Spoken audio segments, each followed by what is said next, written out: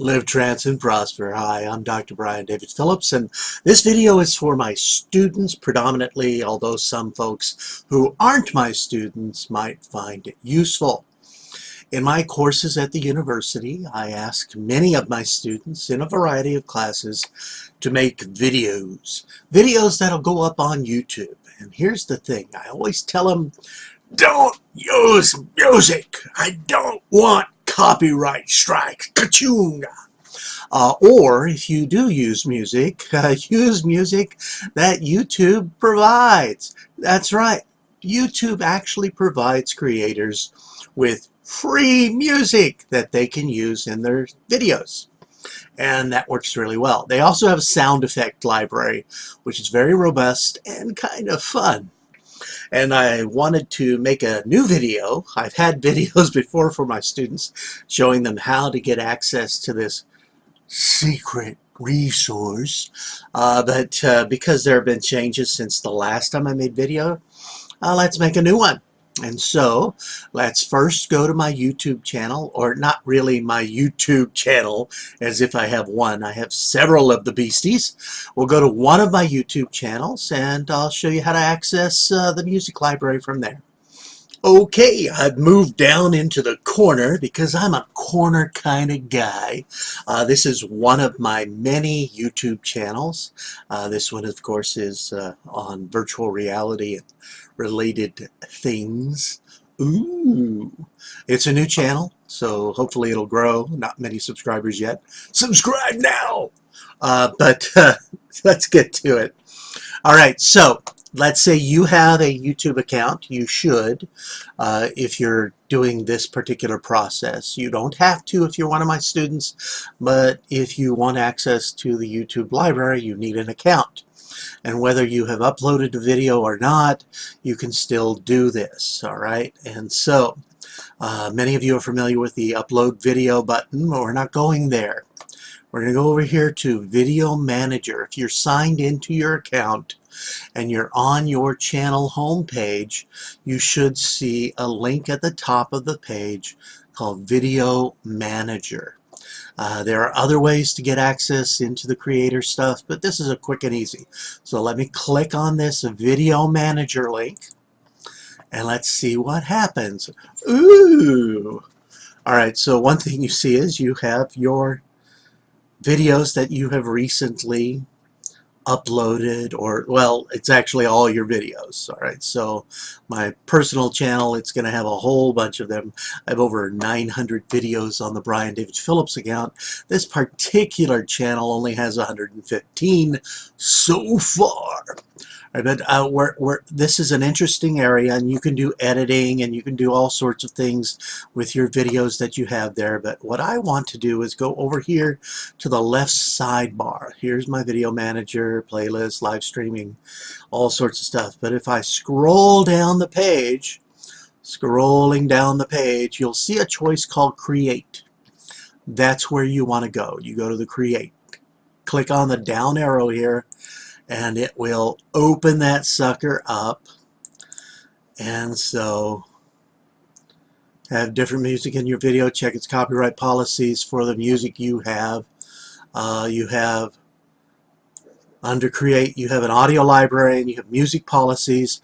It's important that you understand that because it used to be wide open for YouTube in terms of music, but they have an algorithm now which works with the rights folks so that they actually just a few bars and they can tell if that's copyright music. And if it's not your music, or if you don't have permission to use it, you have no business using it in your videos, and you will get a copyright strike. Or some music won't give you a copyright strike. It won't. And 3 strikes, your channel is gone, by the way. Your account goes bye-bye, so be aware of that. And that's also since my students use an account that I'm associated with. I don't want their music messing up my account. And so there is that. Or the university's account for the Spark Show account, which is through the English department at National Juncture University. All right, so you need to know the policies. There's also a video editor. That's right, they actually have a video editor online. That's free. Okay, now in the audio library, which is what this video is about, you can see I open up, there's free music, there's also sound effects. Okay, and these things like human voices, babies, windows, all sorts of cool stuff in the sound effects. So you can play around with those. There are a lot of them, but let's go back to free music, which is what we're after here. Okay, if I scroll this sucker up a little bit, you can see that under the audio library, under free music, you have a whole bunch of choices here for genre. You can just look at the songs and things that are available. Tells you the title of the song, tells you the length of the song, who created the track, and what the genre is. And then you also have download links. And you don't see it here, but let's move it a little bit to the right.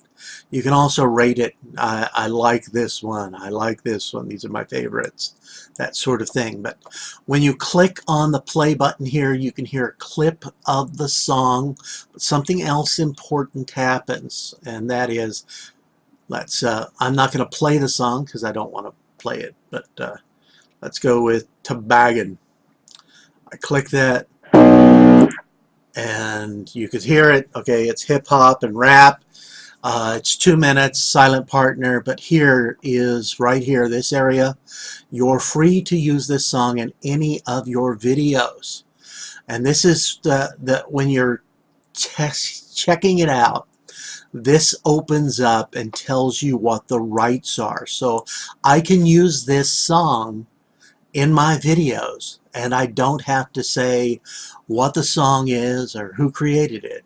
I encourage you to say what the song is and who created it, and give credit to where credit is due. But notice that some songs require more than that. For instance, if I go here to Daybreak by Kevin MacLeod,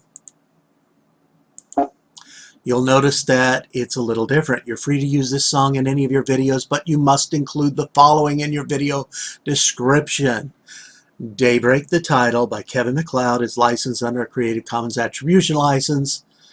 And this is the link to Creative Commons. And it has the source of the video, music, and the artist webpage.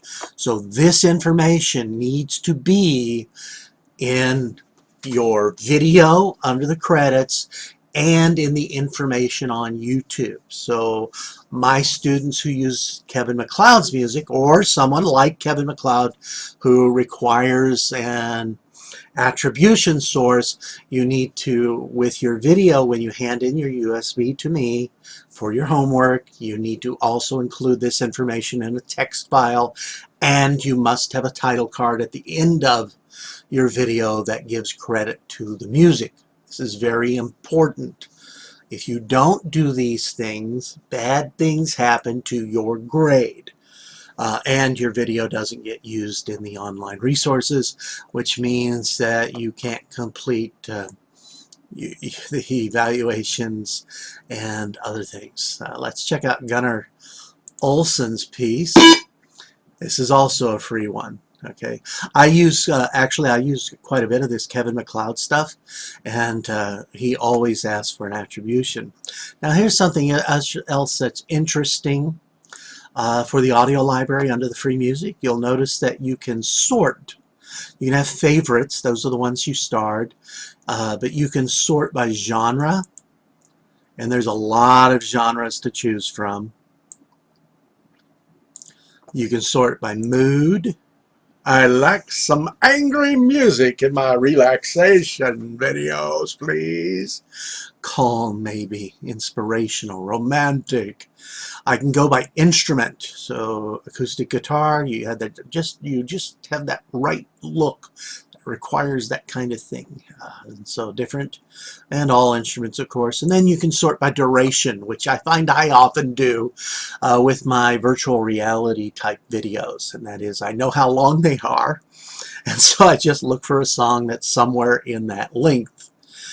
Sometimes there's a sound I like, and so I just repeat a shorter piece over and over and loop it in. But here you go, by duration, and of course by attribution.